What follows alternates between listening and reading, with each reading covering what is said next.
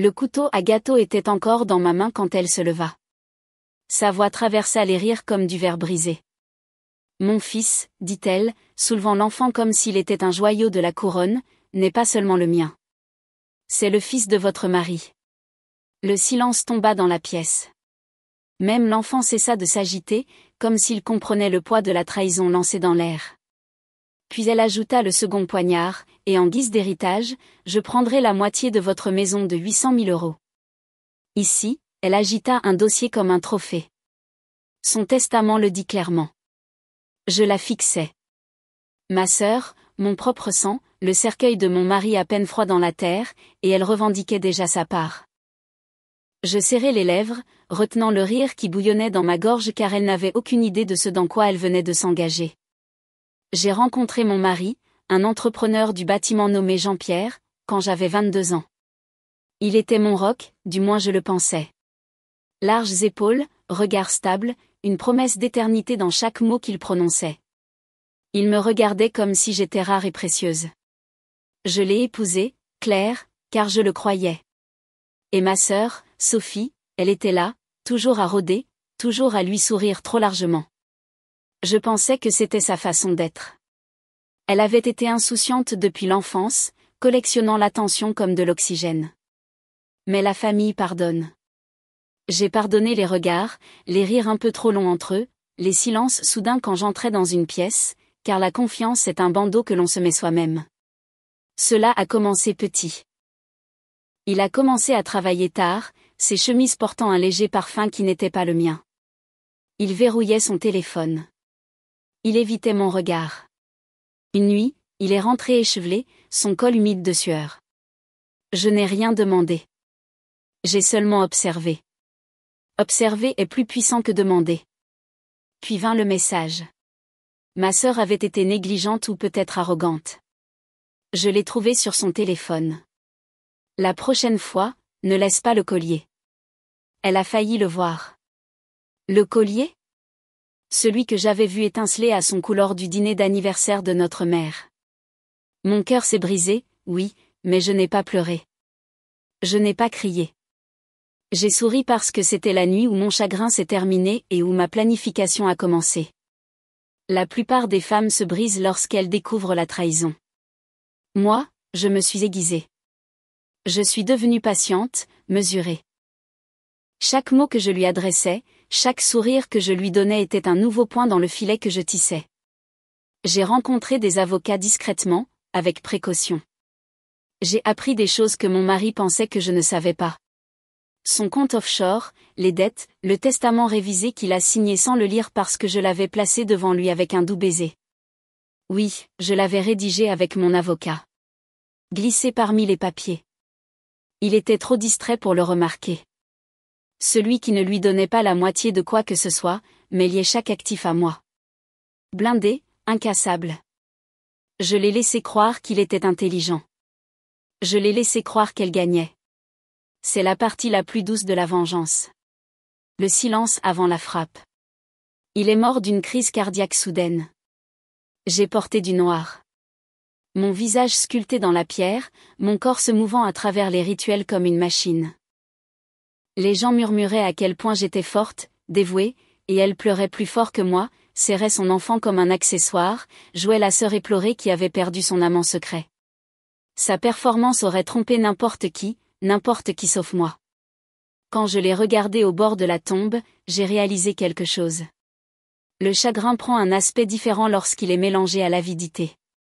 Alors nous étions là, mon mari 6 pieds sous terre, ma sœur paradant son fils illégitime comme un billet pour la fortune. La pièce attendait mon effondrement, ma crise de nerfs. Il s'attendait à de la rage ou des sanglots, mais je me suis seulement penchée en arrière dans ma chaise et j'ai dit doucement, « Oh, je vois. » Et j'ai souri parce qu'à ce moment-là, j'étais la seule à savoir ce qui allait arriver. Elle a déposé sa réclamation 2 semaines plus tard, agita le testament devant son avocat, exigea la moitié de tout. Son avocat le lut 1 fois, puis 2 fois, son visage se vidant de toute couleur. « Ce n'est pas ce que vous pensez, » murmura-t-il. Parce que le testament qu'elle tenait n'était rien de plus qu'un leurre, un brouillon qu'elle n'était pas censée voir. Le vrai testament notarié était enfermé, signé, attesté et très clair. Tout, chaque euro, chaque brique de cette maison m'appartenait. Son avocat le lui expliqua lentement, comme on parle à un enfant. Ses mains tremblaient. Elle m'accusa de l'avoir falsifié, de supercherie. Je restai là, calme, les jambes croisées, et je dis, vous devriez faire attention à ce que vous annoncez en public. Les gens pourraient commencer à se demander pourquoi votre fils ressemble tant à mon mari décédé. Son visage se froissa. Parce que c'était la deuxième couche de mon plan. Non seulement une victoire juridique, mais une destruction sociale. La nouvelle se répandit. Amis, famille, voisins. Personne ne la regarda de la même manière. Les invitations se tarirent. Les photos d'anniversaire de son enfant furent chuchotées comme des feuilles de scandale. Elle n'était plus une mère fière. Elle était la femme qui avait trahi sa propre sœur et couché avec son beau-frère. Elle vint me voir une fois tard dans la nuit, les yeux gonflés, les mains tremblantes. Elle supplia, s'il vous plaît, ne faites pas ça. C'est toujours mon fils. Ne nous ruinez pas, je l'étudiais, ma sœur, la fille avec qui je partageais des secrets autrefois, qui me tressait les cheveux quand nous étions enfants. Vous vous êtes ruiné vous-même, dis-je. Ma voix était douce, stable. S'il vous plaît, suivez la deuxième histoire. Assieds-toi à l'arrière, a ordonné mon frère. La famille a fait comme si je n'existais même pas. Mon service secret est arrivé pour ma protection. Quand ils ont vu le sceau présidentiel, le diplôme de mon frère est tombé de ses mains. La remise de diplôme de Marc de la faculté de droit était censée être le couronnement de la famille Dubois. 3 ans à la Sorbonne, avec mention très bien, et un poste qui l'attendait au sein du prestigieux cabinet d'avocats de son père. Toute la famille élargie s'était réunie au campus de Paris pour célébrer le dernier triomphe de l'enfant prodige. J'arrivai sur les lieux de la cérémonie 30 minutes en avance, espérant trouver des places décentes pour ce qui promettait d'être un long après-midi à écouter à quel point mon frère aîné était brillant. Anne.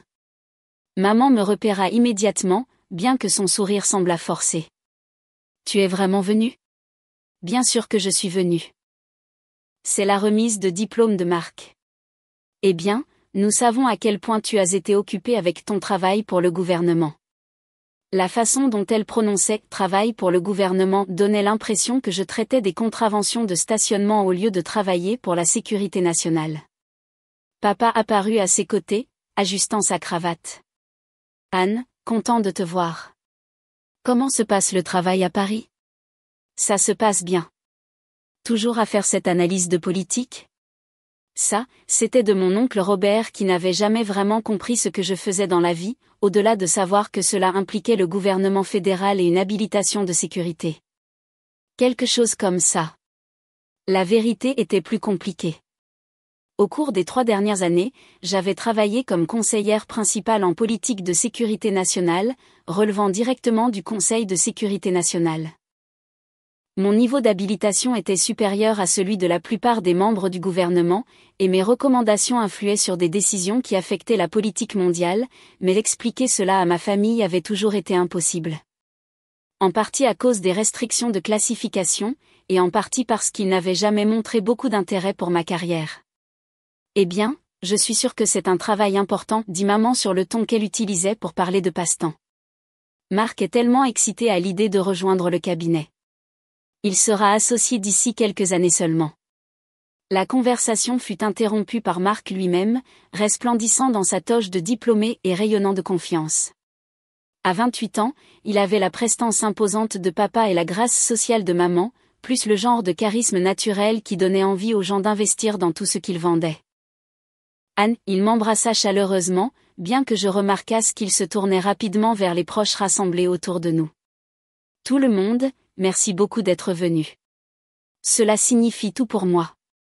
Nous n'aurions pas manqué ça, chérie, s'extasia tante Lynn. La Sorbonne. Nous sommes tous si fiers. Marc rayonnait. Ce furent 3 années incroyables. Le réseautage à lui seul a valu l'investissement. J'ai déjà des relations dans les cabinets de 3 juges à la Cour de cassation. La famille murmura son approbation. C'était du Marc pur jus. Toujours à travailler son public, toujours à se positionner comme le centre de l'attention. Et toi, Anne, demanda oncle Robert. Des développements excitants dans ton travail pour le gouvernement? Avant que je puisse répondre, Marc intervint. Anne fait un excellent travail à Paris. Très administratif, des choses très importantes en coulisses. Le dédain était subtil mais efficace. Marc avait réduit mon rôle à administratif et en coulisses, code pour invisible et sans importance. Le travail administratif est si précieux, acquiesça tante Lynn. Quelqu'un doit s'occuper de la paperasse. Je sentis la chaleur familière monter dans ma poitrine. Ce n'est pas vraiment de la paperasse. C'est quoi exactement? Demanda papa, bien que son attention dérivât déjà vers l'entrée de l'auditorium. Comment pouvais-je expliquer que je passais mes journées à informer les membres du gouvernement sur les menaces internationales? Que mon analyse avait influencé la réponse du président à 3 crises majeures cette année? Que les services de renseignement étrangers me considéraient assez importante pour justifier une surveillance? Politique de sécurité nationale, dis-je simplement. D'accord, politique. Marc hocha la tête comme s'il amusait un enfant. Des choses très techniques. Anne a toujours été douée avec les détails.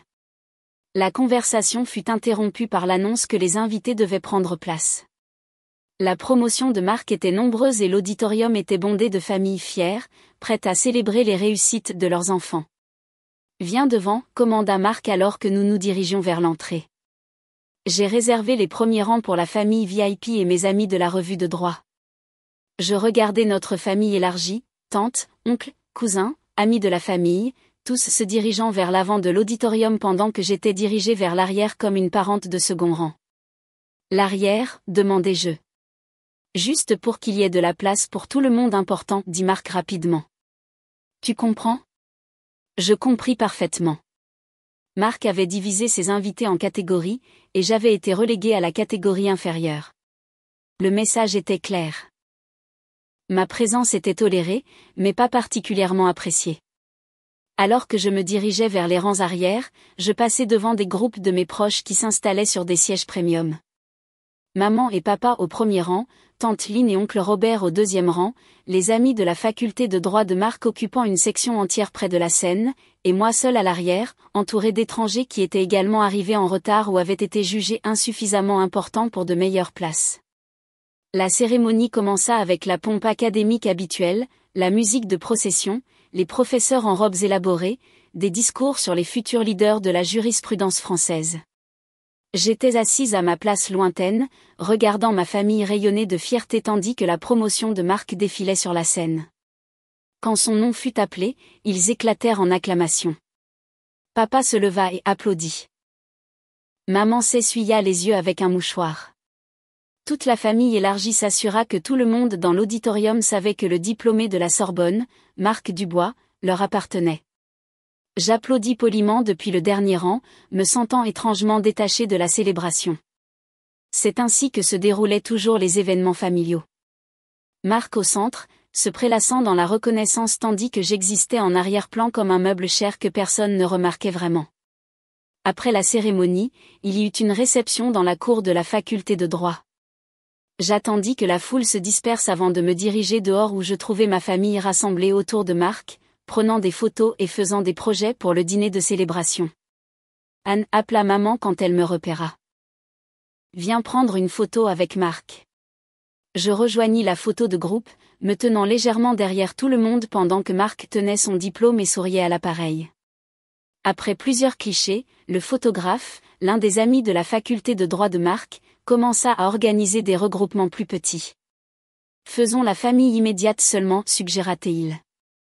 Je commençai à m'avancer, mais Marc leva la main. En fait, faisons les parents et les grands-parents d'abord. Anne, ça te dérangerait de prendre la photo? La demande me frappa comme une gifle. Je n'étais pas de la famille immédiate pour les photos. J'étais la photographe désignée. Je pris leur appareil photo et passai les 10 minutes suivantes à capturer diverses combinaisons de mes proches tout en étant systématiquement exclus de chaque cliché. Parents avec Marc, grands-parents avec Marc, tante et oncle avec Marc, tout le monde avec Marc sauf sa sœur. Elles sont parfaites, dit maman en examinant les photos sur l'appareil. Marc est si beau dans sa toge. Nous devrions encadrer celle avec toute la famille, suggéra papa. Laquelle, demandai-je. Celle avec tout le monde important, dit Marc, puis sembla réaliser ce que cela impliquait. Je veux dire, tous ceux qui vivent localement puisque tu es à Paris et tout. L'excuse était mince, mais personne ne la contesta. Je n'étais pas sur les photos de famille parce que je vivais dans la mauvaise ville, travaillais dans le mauvais domaine, et apparemment comptais moins que tout le monde. C'est alors que je remarquai les 2 hommes en costume sombre s'approchant de notre groupe. Ils se déplaçaient avec une précision intentionnelle qui attira immédiatement mon attention. La formation gouvernementale m'avait appris à reconnaître les dispositifs de protection. Et ces hommes avaient tous les signes révélateurs, oreillettes, schémas de communication subtils, yeux balayant constamment la foule. « Excusez-moi, dit l'agent principal, s'approchant directement de moi. Mademoiselle Dubois, agent Moreau, sécurité intérieure. Nous devons vous escorter jusqu'à votre véhicule. » La conversation autour de moi s'arrêta immédiatement. Sécurité intérieure ?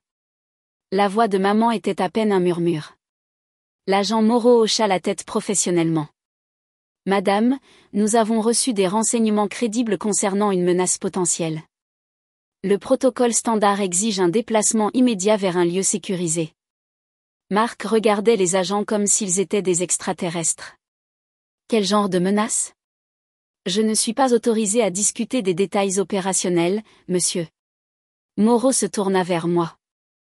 Mademoiselle Dubois, si vous êtes prête. C'est alors que je remarquai le 3e agent s'approcher avec quelque chose à la main. Un petit dossier en cuir avec un sceau reconnaissable en relief sur la couverture. Vos documents de briefing du CNS, dit-il calmement en me tendant le dossier. Le président souhaite votre évaluation de la situation avant la réunion du gouvernement de ce soir. Les mots restèrent suspendus dans l'air comme de la fumée. Président. Réunion du gouvernement.